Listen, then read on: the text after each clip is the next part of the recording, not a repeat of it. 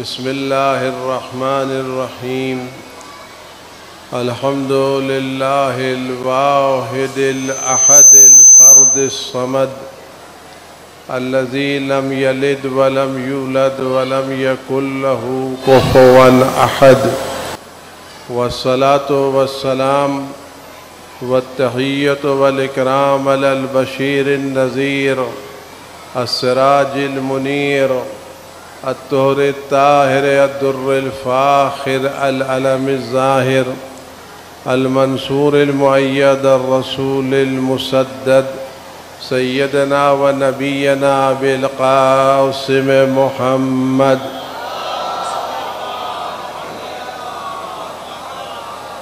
وآله الطيبين الطاهرين المعصومين المظلومين الذين أذهب الله عنهم الرجس وطهرهم تطهيرا. سيما على بقية الله في العالمين وخاتم أئمة المعصومين الكهف الحسين وغياث المستر المستكين ملجأ الهاربين وعصمة المعتصمين أرواحنا وأرواح العالمين لتراو بمقدمه فداه عجل الله تعالى فرجه الشريف. واللعنة الدائمة الباقية على أعدائهم وقتلتهم وغاصب حقوقهم والشاكين فيهم والمنحرفين عنهم أجمعين. أما بعد، فقد قال مولانا أمير المؤمنين صلوات الله سلام عليه: قيمة كل امرئ ما يحسنه. صلوات بجبار محمد وآل محمد.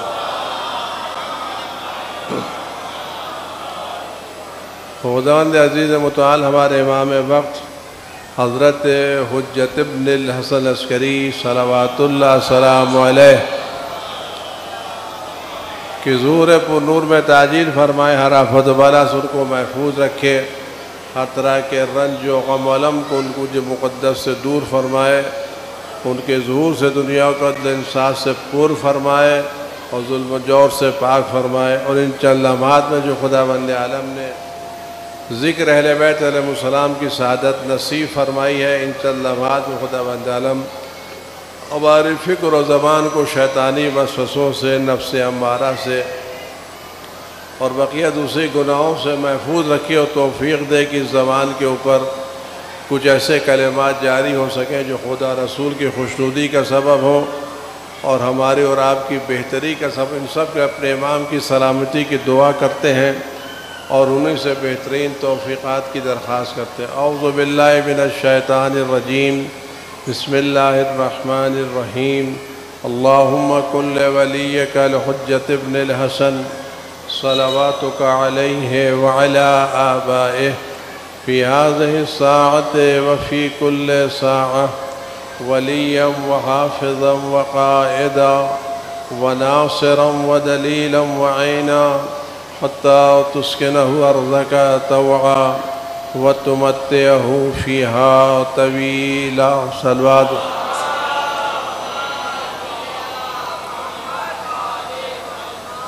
گرمی بھی ہے، حضرات پریشان بھی رہا تھا. میں بہت لمبی چوڑی تقریر نہیں کروں گا، ایک مختصر سا بیان ہے جو آپ خدمت میں مولا کائنات حضرت علی ابن ابی طالب علیہ السلام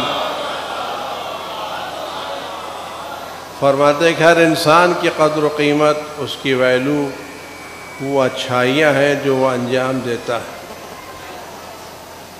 انسان کی قدر و قیمت اس کی شکل و صورت نہیں ہے. انسان کی قدر و قیمت اس کے وہ اخلاق ہیں، وہ اچھائیاں ہیں جو اس میں پائی جاتی ہیں. شکل و صورت ہمارے بس کی بات نہیں ہے. اللہ نے جیسا بنا دیا ویسے ہم بنے رہیں گے. البتہ ہم اپنی شکل و صورت کو صحیح کرنے کے لیے بہت زیادہ وقت لگاتے ہیں. ہمارے نوجوان دیر تک آئینے میں کھڑے ہو کر کے دیکھتے ہیں اور دیر تک جا کر کے بڑی بڑی جگہوں کے اوپر اپنے حسن میں اضافہ کرتے ہیں، اچھا خاصا پیسہ لگاتے ہیں، لیکن یہ سارے پیسے تھوڑی دیر کے بعد ختم ہو جاتے ہیں اور جیسی شکل تھی ویسی واپس آ جاتی ہے۔ پیسے لگتے ہیں، میک اپ میں ہزاروں روپے لگ جاتے ہیں، چاہے مردوں کا میک اپ ہو چاہے عورتوں کا ہو، لیکن تھوڑی دیر کے بعد یہ اس لائق بھی نہیں تھا اس سے نماز پڑھی جا سکے۔ اللہ جب نماز میں بلاتا کہتا اپنی اوریجنل شکل لے کر کے آؤ، بنائی بھی شکل ہم کو نہیں چاہیے۔ ہم تمہارا دل دیکھنا چاہتے ہیں، تمہاری شکل نہیں دیکھنا چاہتے۔ شکل ہم نے بنائی ہے، دل ہم نے بنایا ہے، لیکن کردار تم بناؤ گے، اخلاق تم بناؤ گے، اپنے کو قیمتی تم بناؤ گے۔ تو یہ ہماری شکل و صورت جو ہے ہماری قیمت نہیں ہے۔ میں تھوڑی سی مثالیں آپ کے سامنے دوں، وہ بات دھیرے دھیرے مقصد تک پہنچانے کی کوشش کروں۔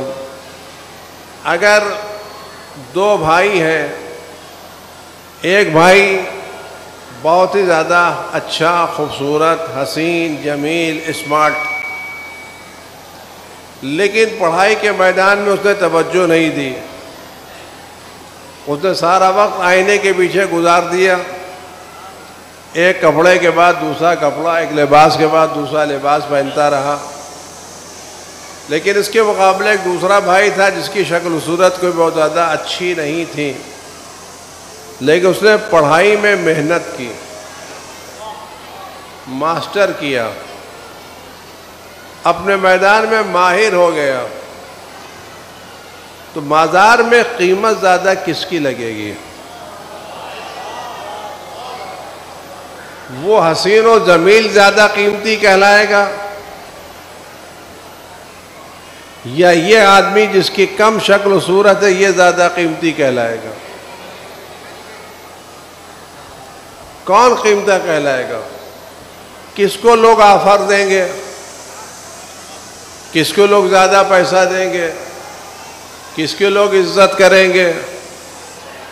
تو عزت شکل و صورت کی ہوتی ہے یا عزت کردار کی ہوتی ہے؟ ہم اپنی شکل نہیں بنا سکتے لیکن اپنا کردار سنوار سکتے ہیں، ہم اپنا اخلاق سنوار سکتے ہیں، ہم اپنے کو علم سے مالا مال کر سکتے ہیں۔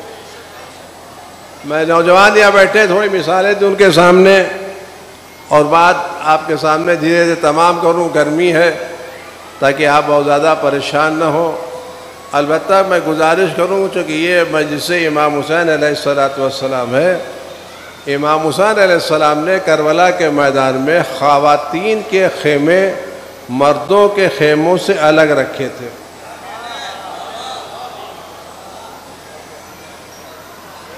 اور امام حسین جب تک تھے انہوں نے خواتین کو گھر سے باہر نکلنے، تو اگر یہ مجلس امام حسین ہے اور آنے والی جناب زینب کی کنیزیں ہیں تو انہیں اپنے اس وقار کا خیال رکھنا چاہیے کہ ایسا نہ ہو کہ جناب زینب اس مجمع میں آئیں اور مردوں کے بغل میں عورتوں کو بیٹھ کے ناراض ہو کے چلی جائیں۔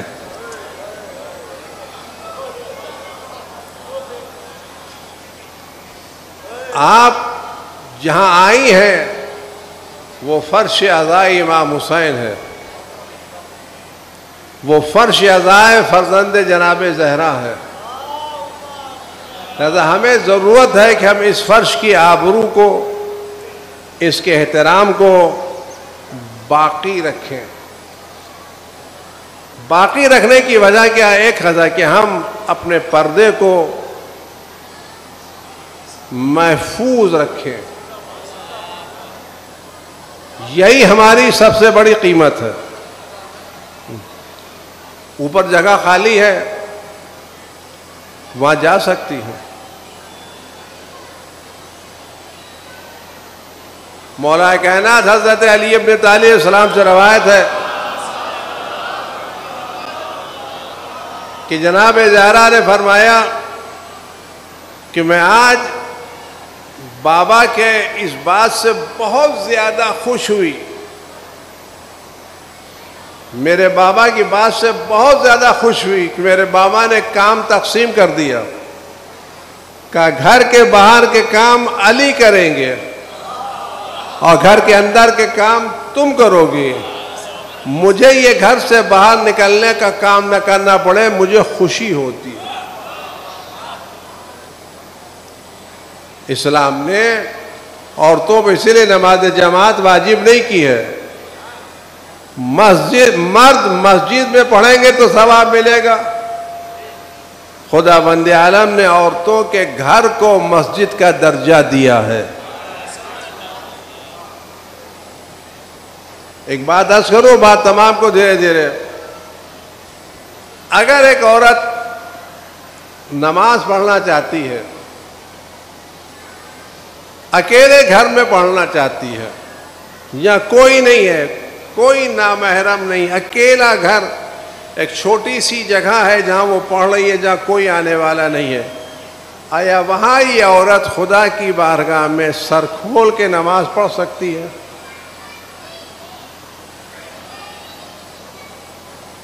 محرم نامحرم کوئی نہیں ہے، کمرہ ہے، دروازہ بند ہے، پردے پڑے ہوئے ہیں، مصلی پہ یہ خاتون کھڑی ہوتی ہیں، آیا اس اکیلے گھر میں یہ خاتون 2 رکعت نماز اگر پڑھ رہی ہیں تو کیا اپنے سر کے بال کھول سکتی ہیں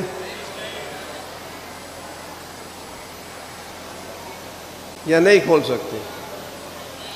اگر کھولیں گی تو نماز باطل ہوگی یا نماز صحیح ہوگی؟ کیا فرماتے ہیں آپ حضرات؟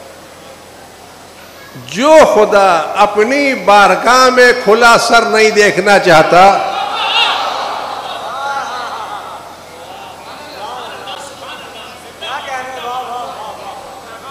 وہ خدا جناب زہرا کی کنیزوں کو بازار میں کھلے سر کیسے دیکھے گا؟ ہم آئے ہیں حسین کو خوش کرنے کی خاطر، جناب زہرا کو خوش کرنے کی خاطر، اہل بیت کو خوش کرنے کی خاطر، تو ہمیں ہر گھڑی اس بات کا خیال رکھنا چاہیے کہ ہماری پرچھائی بھی مردوں کو نہ ملنا چاہیے۔ میں بات عرض کروں، بات یہ تمام کروں، میں نے سنا ہے علماء سے، بزرگوں سے، کہ جب جناب زینب سلام اللہ علیہا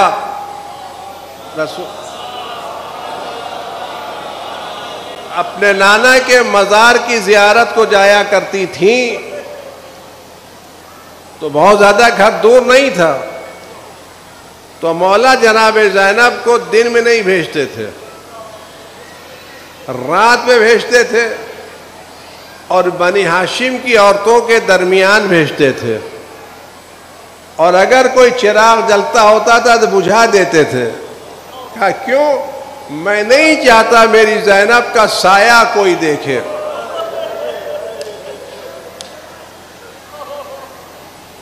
اور ان عورتوں میں میری بیٹی پہچانی جائے۔ اگر آج ہم اس زینب کی کنیزیں ہیں تو ہمیں آج اپنے ماں میں وقت کو خوش کرنا چاہیے، یہ ہمارا وقار ہے، یہ پردہ ہماری پابندی نہیں ہے۔ جس طرح سے خدا بند عالم اپنے کعبے کو بغیر پردے کے نہیں رکھتا، قرآن بغیر جزدان کے نہیں ہوتا،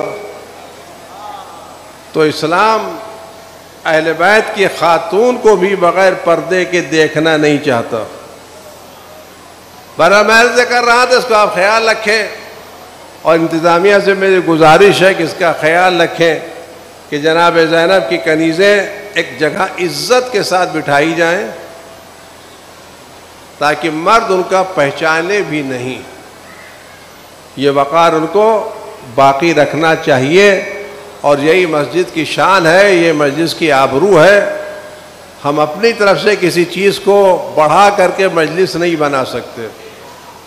جس طرح سے ہم نماز میں کوئی اضافہ کر کے نماز نہیں قرار دے سکتے، عزاداری میں بھی اپنی طرف سے کسی چیز کو اضافہ کر کے ہم ثواب کے مستحق نہیں ہو سکتے. ثواب اسی عزاداری پر ملے گا جو شریعت کے مطابق انجام دی جائے گی. ایک صلوات ہے محمد و آل محمد.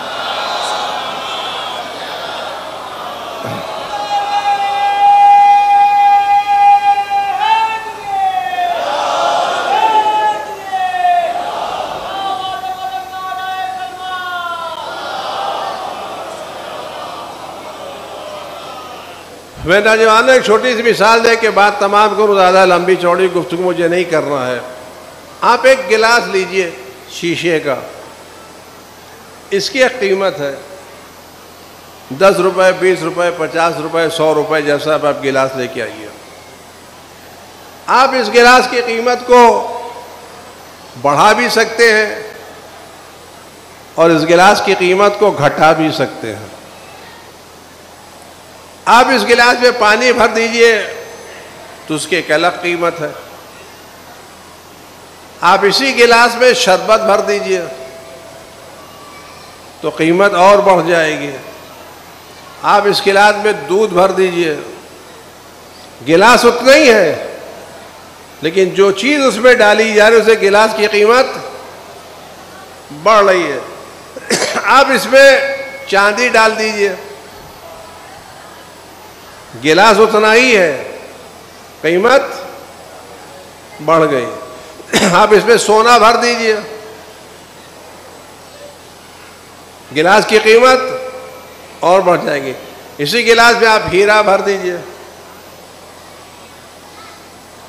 تو گلاس کی قیمت بہت بڑھ جائے گی. آپ اسی گلاس میں مٹی بھر دیجئے، اسی گلاس میں گندگی بھر دیجئے تو گلاس کی قیمت بڑھے گی یا گھٹے گی؟ پانی بھریے ایک قیمت، شربت بھریے ایک قیمت، دودھ بھریے ایک قیمت، چاندی بھریے ایک قیمت، سونا بھریے ایک قیمت، ہیرا بھریے ایک قیمت، مٹی بھریے گندگی بھریے قیمت گھٹ جائے گی. جس کے پاس گلاس ہے وہ اس گلاس کو اور زیادہ قیمتی بنا سکتا ہے یا نہیں بنا سکتا؟ اگر اس میں گلاس ہے تو اس گلاس کو اور زیادہ قیمتی بنا سکتا ہے نہیں بنا سکتا؟ اور بے قیمت بھی بنا سکتا ہے.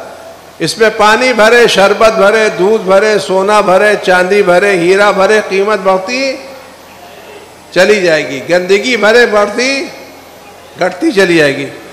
نوجوانوں کا دل بھی خالی گلاس کی طرح ہے. اگر ہم اس کی قیمت بڑھانا چاہتے ہیں تو بیکاری سے نہیں بڑھے گی، بد مزاجی سے نہیں بڑھے گی، بد اخلاقی سے نہیں بڑھے گی.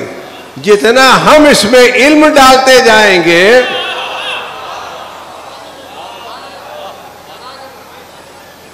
اتنا قیمت اس کی بڑھتی چلی جائے گی. تو جتنا ہمارے نوجوان اپنے وجود کو علم سے آراستہ کریں گے اتنا ان کی قیمت بڑھتی چلی جائے گی اور اتنی قیمت بڑھے گی کوئی دوسرا لگا نہیں سکتا.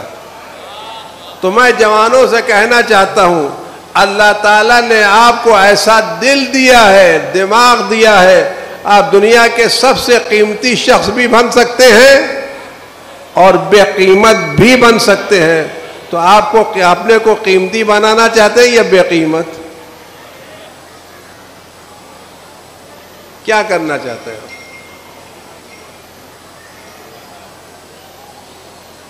آپ اپنے کیا کرنا چاہتے ہیں؟ آپ کے پاس سب سے زیادہ قیمتی چیز کیا ہے؟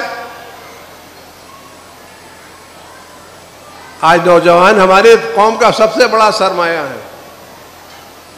خدا بزرگوں کے سائے کو سلامت رکھے اور بزرگی عطا کرے اور سایہ رکھے.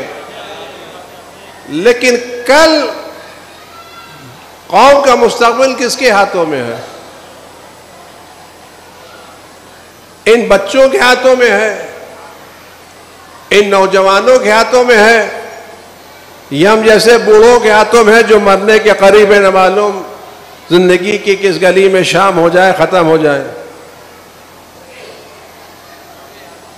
اگر ان کے ہاتھ میں ہے تو میں ایک چھوٹا سا سوال کرنا چاہتا ہوں کہ آپ کے پاس قیمتی چیز کیا ہے؟ اگر آپ بازار میں ایک چیز خرید رہے ہیں، عقل مند کون کہلائے گا؟ 100 روپے دے کر کے 1000 روپے کی چیز خریدے وہ عقل مند ہے، یا 100 روپے دے کر کے 10 روپے کی چیز خریدے؟ عقل مند کون ہے؟ 100 روپے دے کر کے 1000 کی چیز خریدے وہ عقل مند ہے، یا 100 روپے دے کے 10 روپے کی چیز خریدے؟ کچھ نوجوان بولے تھے ہم آگے بڑھیں، کیا کہتے ہیں؟ عقل مند کون ہے؟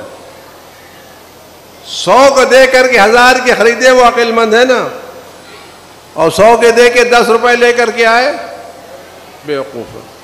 ہمارے پاس قیمتی چیز کیا ہے؟ سب سے قیمتی چیز ہمارے پاس کیا ہے؟ آج نوجوانوں کے پاس سب سے قیمتی چیز کیا ہے؟ آج ہمارے نوجوان زیادہ تر موبائل کے عاشق ہیں، اور اتنے عاشق ہیں ماشاءاللہ سے کہ باپ چھوٹ جائیں، ماں چھوٹ جائیں، دوست چھوٹ جائیں، لیکن یہ نہیں چھوٹتا. سوتے ہیں تو تکیے کے نیچے رکھ کے سوتے ہیں. سوتے وقت سب سے پہلے موبائل دیکھ کے سوتے ہیں. آنکھیں ملتے ہوئے سب سے پہلے کیا دیکھتے ہیں؟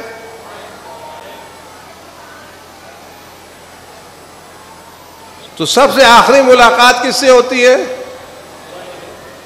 اور سب سے پہلی ملاقات کس سے ہوتی ہے؟ موبائل سے. یہ چھوٹتا نہیں ہے نا آخر.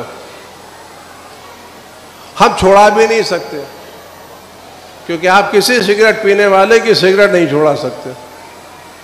جو لوگ سگریٹ پینے کے عادی ہیں، ماہ مبارک رمضان میں اس وقت تک روزہ کھلتا ہی نہیں جب تک 2 کش لگا نہیں لیتے. میں روزہ کھلا نہیں ہے، تمہیں زیادہ مثال دو نہیں جانا چاہتا،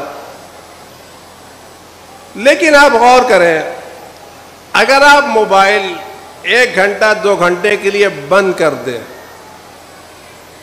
اور بند کرنے کے بعد پھر 1-2 گھنٹے کے بعد آپ موبائل کھولیں، تو آپ کو کتنے میسیجز مس ملیں گے؟ کتنی کالز، کتنے SMS، کتنے میسیجز، کتنے ای میل؟ کوئی چیز مس ملے گی یا سب مل جائے گی؟ نوجوان بتائیں، اگر ہم 2 گھنٹے کے بعد اپنا موبائل آف کرنے کے بعد آن کریں تو ساری مس کال آئے گی نہیں آئے گی؟ ای میل آئیں گے نہیں آئیں گے؟ واٹس ایپ آئیں گے نہیں آئیں گے؟ SMS آئیں گے نہیں آئیں گے؟ سب آ جائے گا نہیں آ جائے گا؟ جو کچھ ہے وہ فٹافٹ آپ کے اسکرین پر آ جائے گا. لیکن آج 9 جون ہے، دن کے 2:15 بجے ہیں. 9 جون 2023 دن کے 2:15. اگر یہ گزر جائے تو پھر یہ مل سکتا ہے؟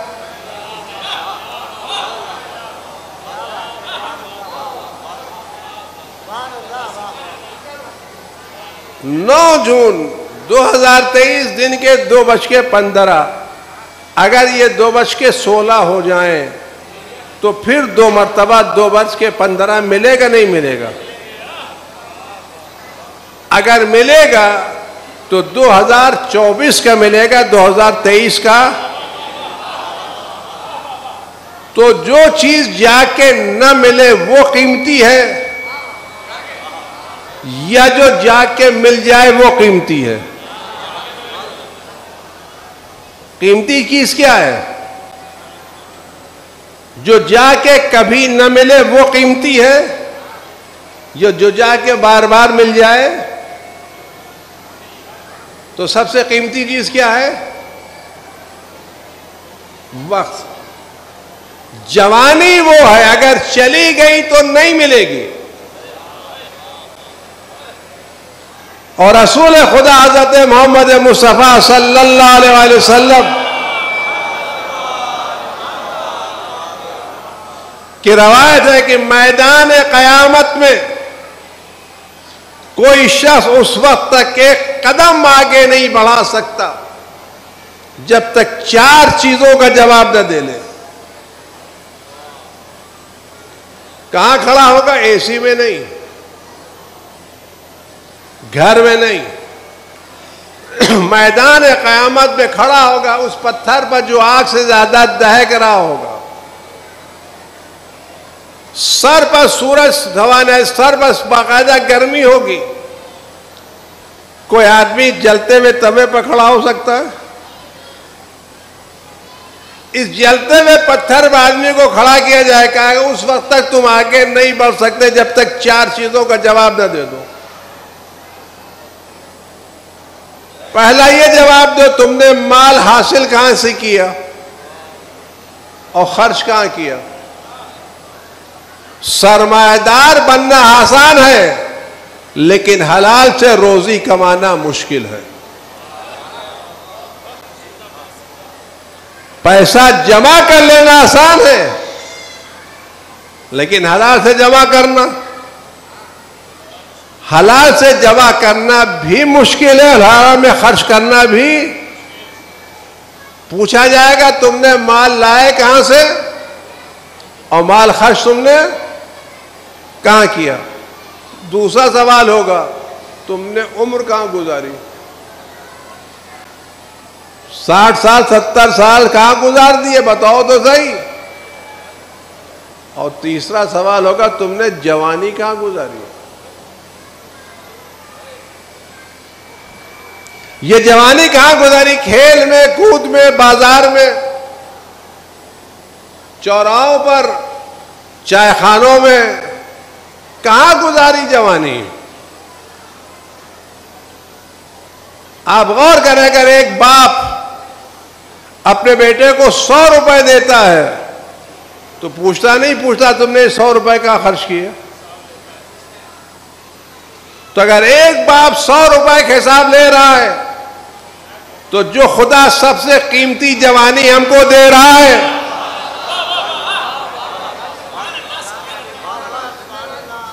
وہ اس جوانی کے بارے میں نہیں پوچھے گا تم نے کہاں برباد کی. اگر 100 روپے قیمتی ہے تو جوانی بھی تو قیمتی ہے. یہ جوانی تم نے کہاں گزاری؟ چائے خانوں میں گزار دی،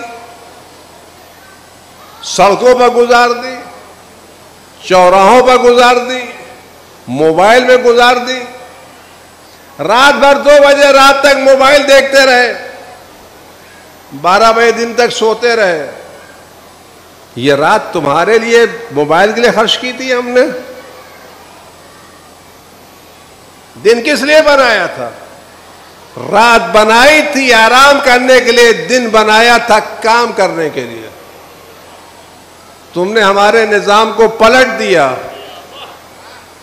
دن میں آرام کرتے ہو، رات کو برباد کرتے ہو. اگر کوئی آدمی اپنی جوانی کا استعمال نہیں کرے گا تو فقیر رہے گا. میں چھوٹی بات کہہ کے دھیرے دھیرے بات تمام کروں، اور یہ بات اگر جوانوں تک پہنچ جائے تو ایک زندہ صلوات بھیجے محمد و آل محمد پر.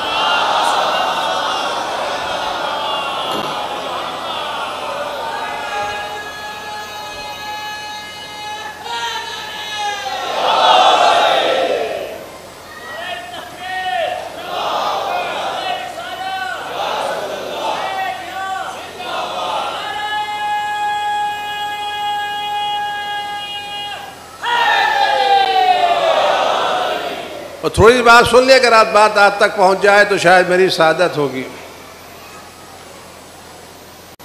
حاکم عزت دار بن کے زندہ رہنا چاہتے ہیں، یہ فقیر و بھکاری.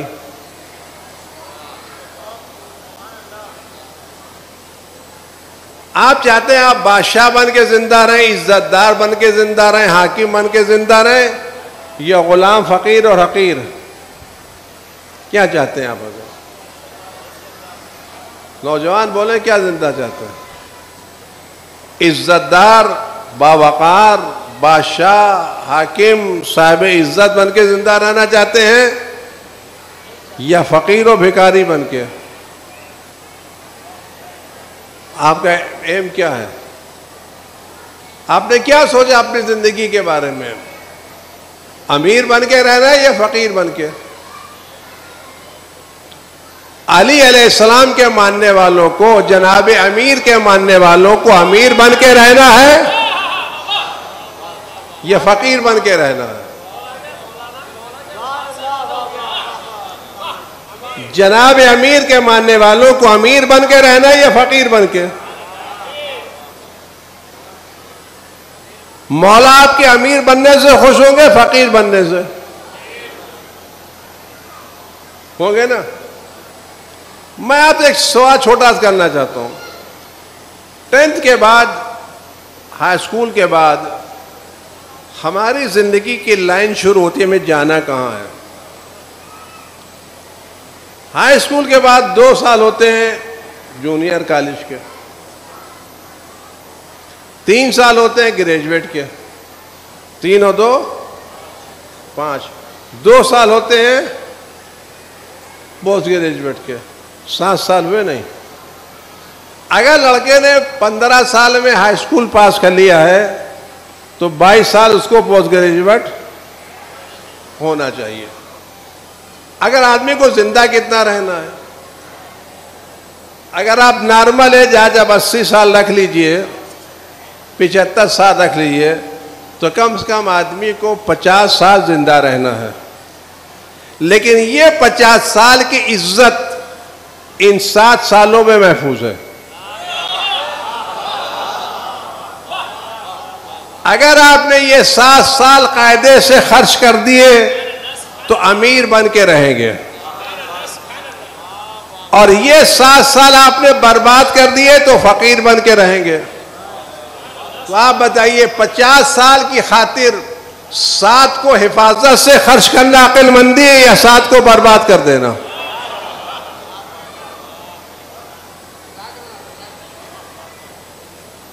آپ میدان میں پیچھے رہنا چاہتے ہیں آگے رہنا چاہتے ہیں؟ میں بہت ادب سے سوال کروں، اگر ایک چھوٹا سا پرندہ ہے، کیڑا ہے، معمولی سا کیڑا، یہ کتنا اڑ سکتا ہے؟ اپنے بلبوتے بوڑے گا تو کتنا اڑے گا؟ 1 فٹ 2 فٹ 1 میٹر 2 میٹر. لیکن اگر یہ کیڑا کسی بلند پرواز پرندے کے پیر سے لپٹ جائے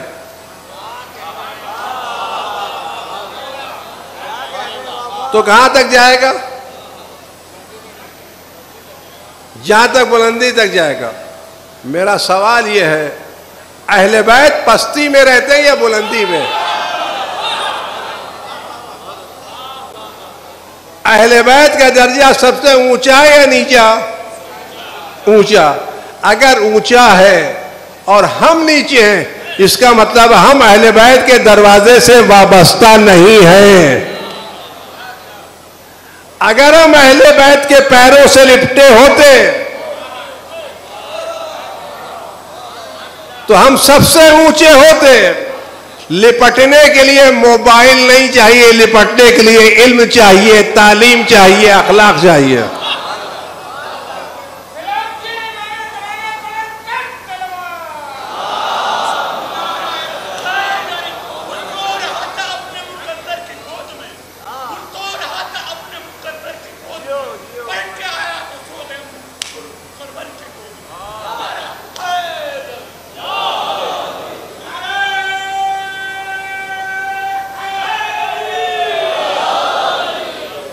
ایک اور بات میں عرض کروں، آج ہمارے کیا جاب کا مسئلہ، صاحب جاب نہیں نکلتے، جاب نہیں نکلتے، جاب نہیں نکلتے. جاب نکلتے ہیں، ہمیں مقابلہ کرنے کی طاقت نہیں ہے.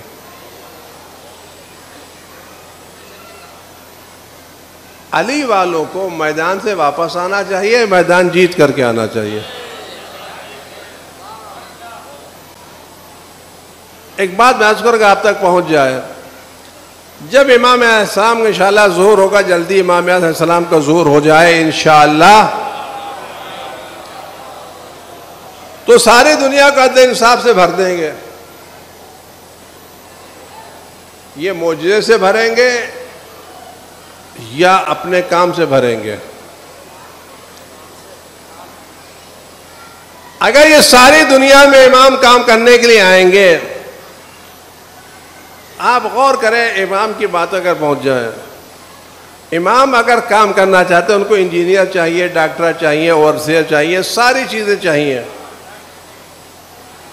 تو اگر امام کو اچھے پڑھے لکھے اپنے چاہنے والے نہیں ملے اور یہودیوں نے کہا ہم آپ کی مدد کرنا چاہتے ہیں،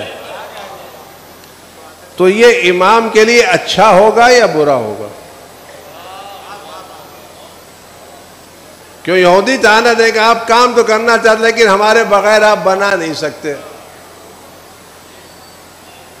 آپ کا مشن تو ہے، آپ کو ڈاکٹر چاہیے تو یہودی ملیں گے، عیسائی ملیں گے، غیر مسلم ملیں گے. آپ اسپتال تو کھول سکتے ہیں لیکن ڈاکٹر اپنے نہیں لا سکتے. تو اگر ہم اس آنے والے کے وقار کو محفوظ رکھنا چاہتے ہیں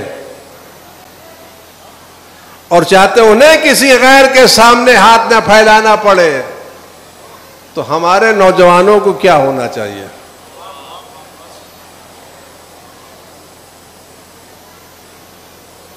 امام آنے کے بعد کہے بھائی مجھے ڈاکٹر چاہیے، شیعہ جوان کہے ہم تو بھائی موبائل کھیلنے ابھی ہم کو فرصت نہیں ملی ہے، کیا کہتے ہیں؟ ہم نے زندگی تو سونے میں گزار دی، ہم تو راشد پر پل رہے ہیں.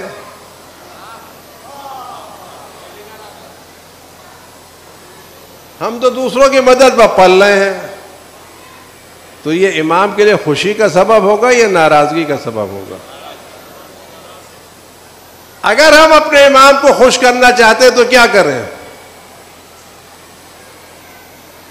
ہم میں اتنے ڈاکٹر ہو جائے مولا کہ آپ آئیں، ہم آپ کی ہر مدد کرنے کے لیے تیار ہیں.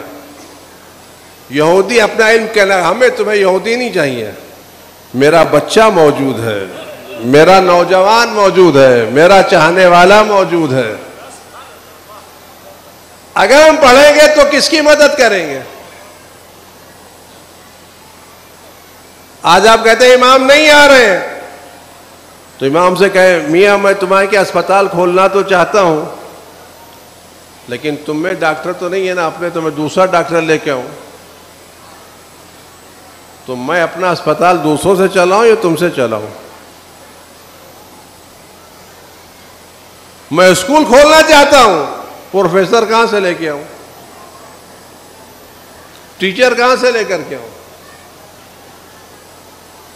اگر ہم یہ کام کریں تو آیا ہم اپنے امام کی خوشی کے اسباب فراہم کر سکتے نہیں کر سکتے؟ امام کو عالمی حکومت کے لیے زیادہ پڑھے لکھے لوگ چاہیے یا نہیں چاہیے؟ پیغمبر اکرم حضرت محمد مصطفیٰ صلی اللہ علیہ وآلہ وسلم ایک جگہ تشریف لے گئے، زخموں سے چور تھے، پیروں پر پتھر کی بنا پر خون بہ رہا تھا، تھک گئے تھے، ایک درخت کے کنارے آرام کرنے لگے. جیسے ہی درخت کے کنارے پہنچے پوچھا درخت کس کا ہے؟ کہ یہودی کا ہے. پیغمبر کمزوری کے باوجود آگے بڑھ گئے کہ مسلمان کو یہودی کے سہارے نہیں رہنا چاہیے.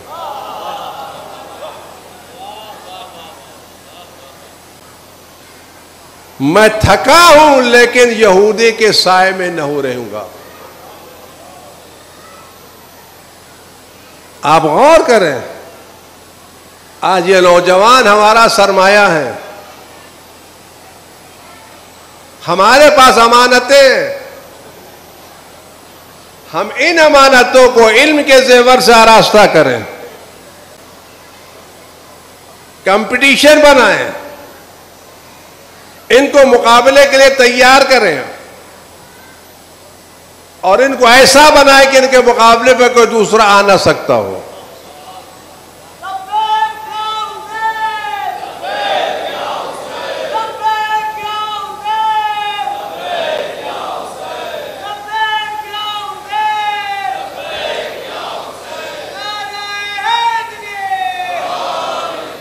اور ایک بات اور عرض کر کے بات کروں. آج کے زمانے ایک مسئلہ یہ ہو گیا ہے کہ جوان لڑکے طاقت کا مظاہرہ زیادہ کرتے ہیں, اکڑتے زیادہ ہیں, لیکن جب رزلٹ نکلتا ہے تو یہ پیچھے رہتے ہیں, لڑکیاں آگے نکل جاتی ہیں. میں کہتا ہوں اگر جوان بننا ہے تو نمبر میں آگے بڑھو, بازو میں آگے مت بڑھو. جوانی دکھانا ہے تو غصہ مت کرو, غصہ نہیں.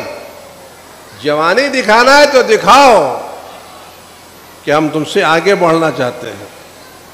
اور اس کا نتیجہ کیا نکلتا ہے؟ لڑکیاں MSc ہو جاتی ہیں, صاحبزادے ہائی اسکول فیل ہو جاتے ہیں. اب جب ہائی اسکول فیل کی شادی MSc پاس سے ہوتی ہے تو یہ اپنی جہالت مٹانے کے لیے زبردستی کرتے ہیں, اکڑتے ہیں, تعلقات خراب ہوتے ہیں, کیونکہ اب یہ MSc تو کر نہیں سکتے. وہ اصطلاحیں بولتی, یہ بغلے جاگتے ہیں. تو میں جوانوں سے کہنا چاہتا اگر آپ واقعی جوان ہیں تو علم میں جوان بنیے, بازوؤں میں نہیں, زبانوں میں نہیں. وہاں جوان بن کے دکھائیے نا. اگر گھر میں آپ کی بہنیں ہیں تو بہن کمپٹیشن کرو, دیکھا کون نکل جاتا.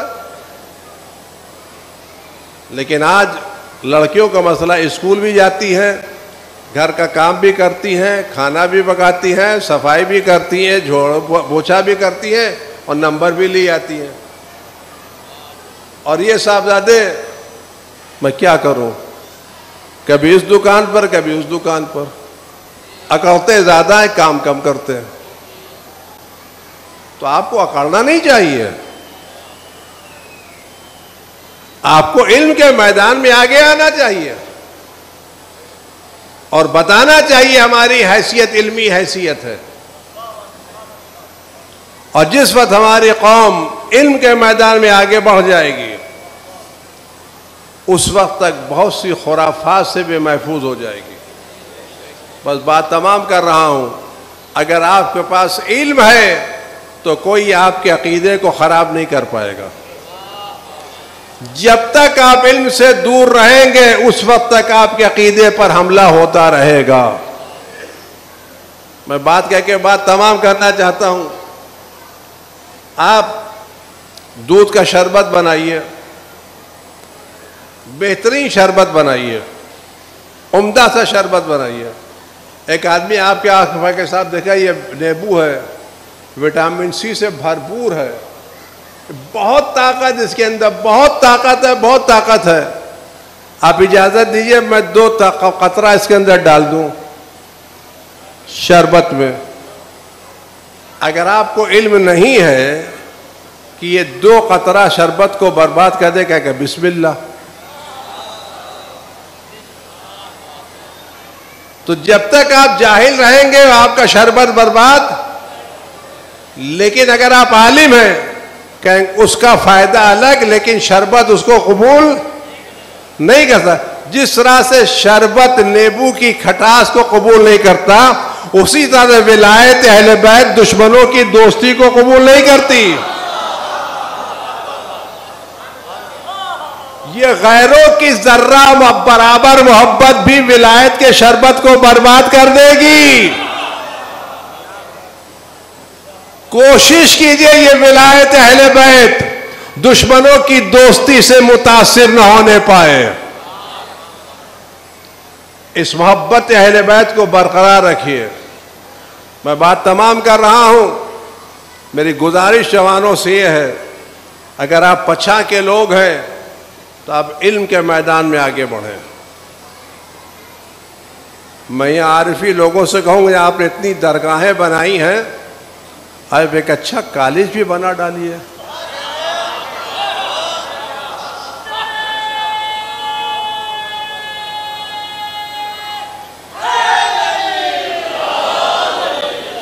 آپ کی پہچان درگاہوں کے ساتھ ساتھ یہ درگاہ والے پڑھے لکھے ہوتے ہیں.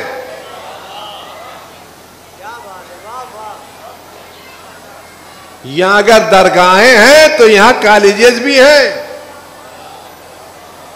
اور جو مولا آپ کو درگاہ کا پیسہ دے سکتے ہیں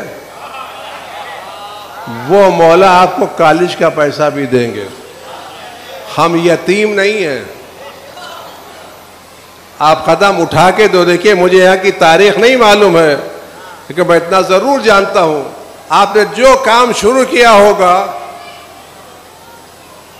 امکانات نہیں تھے, دھیرے دھیرے ختم ہوا نہیں ہوا, تو وہ عباس آج بھی زندہ ہیں, وہ حسین آج بھی زندہ ہیں, وہ امام آج بھی زندہ ہیں. تو اپنے ماحول کو, اپنے ایریے کو ان کا ایریا بنائیں, پڑھائی کا ہب بنائیں, تاکہ لوگ آپ کو ایک پڑھائی کے نام سے پہچانیں. بس بات میں تمام کر رہا ہوں. مولا ابو الفضل عباس کا تذکرہ ہے, بارگاہ ابو الفضل عباس ہے. اور ایک چھوٹا سا واقعہ نقل کروں. جمعے کا دن ہے, میرے امام کے ظہور کا دن ہے. میں نے سنا یہ واقعہ بزرگوں سے کہ میدان عرفات میں ایک شخص گیا, ظہر کے بعد کنارے جا کے رونے لگا. کہنے لگا مولا میں نے سنا ہے کہ آپ ہر سال حج کرنے آتے ہیں, مجھے یقین ہے آپ اس وقت میدان عرفات میں ہوں گے. اتنے نزدیک آنے کے بعد آپ کی زیارت نہ ہو پائے, آپ سے ملاقات نہ ہو پائے. رویا, دل سے دعا کی, آنکھ لگ گئی. تھوڑی دیر کے بعد کسی نے اٹھایا, کہا کون؟ کہا جس کو بلا رہے تھے.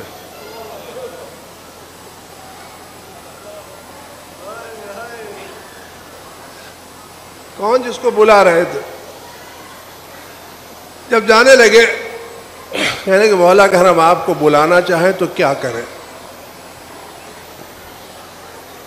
تو مولانا نے فرمایا کہ مجھے بلانا چاہتے ہو, میرے چچا عباس کے مصائب پڑھو, میں آؤں گا. کہنے کہ آئندہ سال ہوئے, روز عرفہ تھا اور ہم دعائے عرفہ کے بعد دعائے عرفہ پڑھ رہے تھے, زیارت پڑھے, دیکھا وہی شخص خیمے کے دروازے پر بیٹھے ہوئے ہیں. پوچھا کون؟ کہ میں نے وعدہ کیا تھا نا, جو میرے چچا عباس کے مصائب پڑھے گا میں آؤں گا. عزیز و بچہ فقرے آپ سن لیں حضرت ابو الفضل کے تعلق سے. امام حسین نے سارے غم ہنسی خوشی جھیل لیے. روایت ملتا ہے کہ جیسے جیسے مصیبت پڑتی جاتی تھی امام حسین کا چہرہ کھلتا جاتا تھا, کھلتا جاتا تھا, کھلتا جاتا تھا. لیکن ایک نوبت وہ آئی جب حسین کے چہرے پر ٹوٹنے کے آثار نمودار ہوئے. وہ جملہ کیا ہے؟ مقتل کا جملہ, لما قتل العباس بان الانکسار فی وجہ حسین. جب عباس شہید کیے گئے تو حسین کے چہرے پر ٹوٹنے کے آثار نمودار ہو گئے. حسین سارا غم برداشت کر سکے لیکن اپنے بھائی کی جدائی کا غم ایسا تھا کہ جو حسین سے برداشت نہ ہو سکا. آزاداروں بچن فقہ آپ سن لیں, امام زمانہ کو پرسہ دیں اور یہ آواز ان کے آپ کے وہاں تک پہنچ جائے. آزاداروں بچن فقہ سنے حسین جب عباس کے لاشے پر پہنچے تک پتہ دیکھ لی یہی میرا بھائی ہے. جس بھائی کو بھیجا تھا اس کے ہاتھ سالم تھے، سر سالم. اب جب حسین سرانے دیکھے کہ دونوں ہاتھ کٹے ہوئے ہیں، سر پر گد پڑا ہوا، گلے یہی میرا عباس ہے.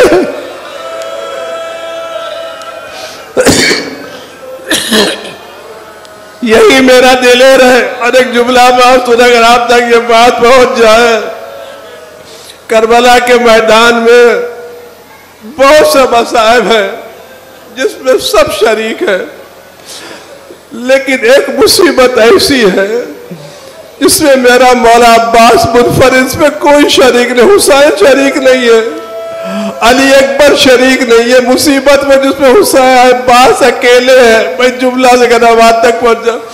ازادارہ پر تصور کہ اگر آپ کے پیشانی پاس پتھر لگے تو سہلانے کے لیے ہاتھ آتا ہے، بازو پر چوٹ لگے تو سہلانے کے لیے ہاتھ آتا ہے، آنکھوں میں تنکا آئے تو سہلانے کے لیے ہاتھ آتا. آپ سچ بتائیں، جس کے دونوں ہاتھ کٹ گئے تھے، جب تیر پڑتے ہوگے، نیزے لگتے ہوگے، تو میرا عباس کیسا چکتا ہونے گا. آج اگر ہاتھ ہوتے، اس لیے ام المؤمنین نے فرمایا عباس اگر تیرے ہاتھ ہوتے تو کوئی تیرے قریب نہیں آ سکتا تھا. عزادارے سے خدا آپ کو دعا کے ایک دعا بڑی آنکھوں سے دعا کر لیجئے کہ زندگی میں ایک مجلس آپ کو ایسی مل جائے کہ بالائے ممبر امام وقت ہو، زیر ممبر آپ ہو، وہ چچا عباس کے مصائب پڑھ رہے ہو اور آپ ان کو پرسہ دے رہے پر ایک زندگی میں ایسی مجلس مل جائے. عزاداروں پر ایک جملہ سنے اور بات تباہ بازے کر رہا تھا. حسین ایسا کسی کے لاشے سے واپس نہیں آئے جیسے عباس کے لاشے سے واپس آئے. عباس کے کٹے ہوئے بازوؤں کو لیا، چھدی ہوئی مشق کو لیا.